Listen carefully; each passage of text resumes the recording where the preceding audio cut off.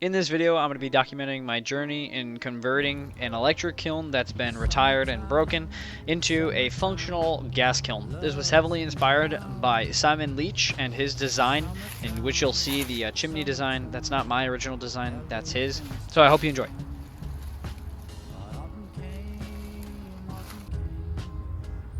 Alright, so I'm doing some very early work on the kilns. So this is the kiln that I got for free from Mercy Kiln, which is great. Has the lid, it's functional, it's great condition. Yeah, so here's the elements. I'm just taking them out with a needle nose plier. And I have to cut all of the heating and wires, all the elements off of the kiln. I plan on recording this entire process of me firing and putting this kiln together.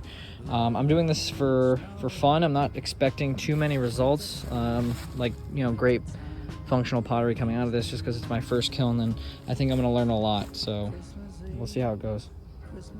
All right, I'm not too sure if you can see this, but this is the way I have the kiln stored right now. I just bought a heavy-duty tarp at Ocean State, along with a adjustable bungee cord.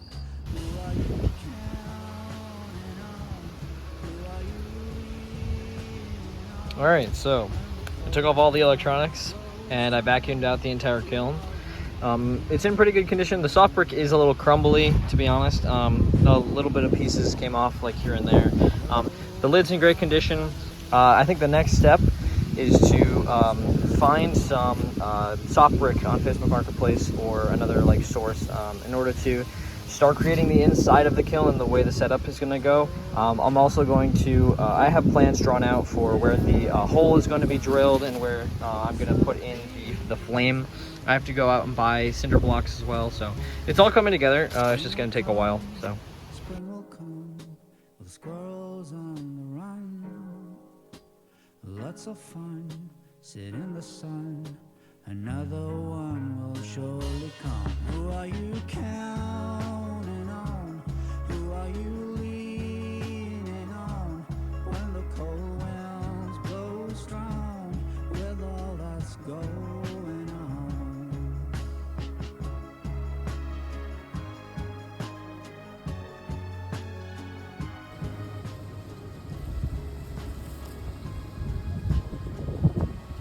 All right, so I got the kiln on here, and I put my shelf inside here. This is 18 by 18, and I used a 6-inch post and a 1-inch post, and I stacked them on top of each other. And then this gap back here, I'm gonna cut one of the shelf pieces that I have that's broken, and I'm going to cut it here and put it in the back with some more kiln posts. I still have quite a bit to do. It's super windy and cold out today, so I'm done for today. But all right, so I just used the Dremel. I don't think this bit is supposed to go for metal, but I did it. Anyways, yeah, so I cut a square, and it's over there, but I cut a square. This is where the burner hole is gonna go. If you look, you can't see very well, but that's like the edge of the kiln post, or like the kiln shelf. I don't know if you can hear me very well. Yeah, so it goes down inside there. But now I'm gonna cut the circle out for the size of the burner. Yippee! New Year's Eve, wear it on your sleeve. Who are you counting on? Who are you leaning on? When the cold winds blow strong. All right, so I put the chimney back together. The cement that I bought is Derby 3000, and it's inside testing right now. I took some like soft brick for the stuff that I'm using for the chimney, and I'm just doing a small test, like 2 small tests, to see if it'll work. That's the 3rd cement that I've tested. I have not put that on camera because no one wants to see 3 failed tests on cement. That's boring, but it's pretty annoying because none of them are working, so I really hope this one works. Anyways, all right. So I got the shelf in there along with the other shelf, but then I changed out the kiln posts for the kiln. So basically, if you look under here, I don't know if you can see that very well. Hopefully that wasn't a terrible view, but basically I bought 5 more 7-inch kiln posts. That's the height of the kiln post to the bottom of the kiln, and I carved out this hole where the flame is going to go in. These kiln posts are a lot thicker. I think they're 2-inch. I forgot the brand. I think like Thorley or something like that. Yeah, they're 2-inch thick because I know there's going to be a lot of weight on top of this shelf. So I wanted to go with something a lot more hefty. And then it was time to cut the hole for the top of the chimney. So I'm cutting a hole out the top of the lid. Sorry, I do apologize. This video is a lot of random cuts to a bunch of different work. There was so much effort put into this project, I couldn't record it all. And I also didn't record cutting the kiln brick for the chimney. That was a mess and took forever, but I got it all done. I did go pretty in-depth in this video, but to go fully in-depth, I'm already having part 1, 2, and 3. So there's, you know, so many hours going into this project. So this was what the top of the chimney looked like on the lid. Alright, quick update. So I made these. We go little holes here.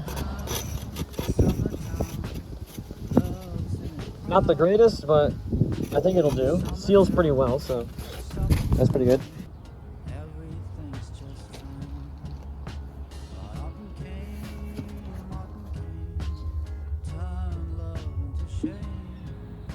Alright, so this is the setup I have right now. So basically, I put plastic down on top of the kiln shelf. I have my cement right here along with my N95 mats, just, you know, and gloves. I'm gonna start cementing the chimney in place.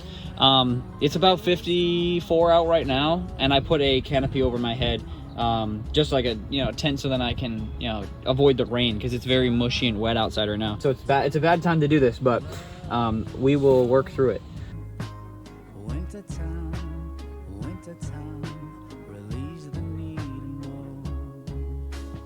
Christmas Eve, Adam and Eve. New Year's Eve, wear it on your sleeve. Who are you counting on? Who are you leaning on? When the cold winds blow strong, who are you leaning on? Low down valley, low down values, easy come, easy go. Angry liver, go down to the river.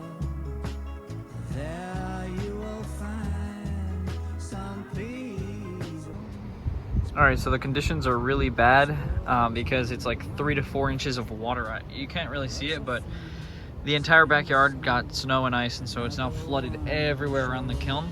So I'm gonna go inside now because it's about to rain again too. So I hope this area is not gonna, you know, be destroyed, but we'll see. Let's hope not. Anyways, so this is what I have so far for the chimney. So I'm pretty much done cementing it. Basically what I did here is I put all of this insulation into the side wall, so then the air inside the kiln, the heat, I mean, cannot go into here, into these holes, and then go into the chimney and go up. So I just stuffed insulation inside there and then cemented the sides down here. But yeah, this is what I have so far. Right now, if I just tug a little bit, I don't want to do too much. Nothing moves. It's pretty steady already. Like as soon as I put the brick down onto the cement, it kind of stuck and held together. So let's hope that it holds together and gets even stronger for the first firing. Also, this is the roof that I made. I made this out of some scrap wood. It's just for the top of the kiln, because I didn't want all the ice sitting on top when it was really wintry out here, which luckily it all dried up. The lawn is all good now, and it's like 60 out. So I'm pretty much all done. I'm just gonna add insulation to the top layer right here on the top of the kiln where the kiln closes, and then on the top of the chimney as well, so then the air doesn't, you know, go through there. But yeah, this is pretty much it. I'm gonna kiln wash the shelves, and I think I'll just load it up. All right, so I have my digital pyrometer, and this is the hole that I drilled into the metal. So it goes into here like that. It'll sit flush once I add insulation, and it'll poke through like that.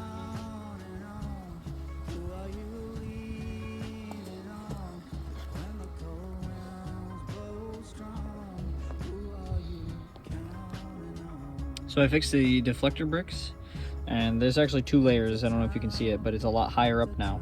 And if you look through the hole here, hopefully the air travels well, but it'll hit those bricks back there and go up.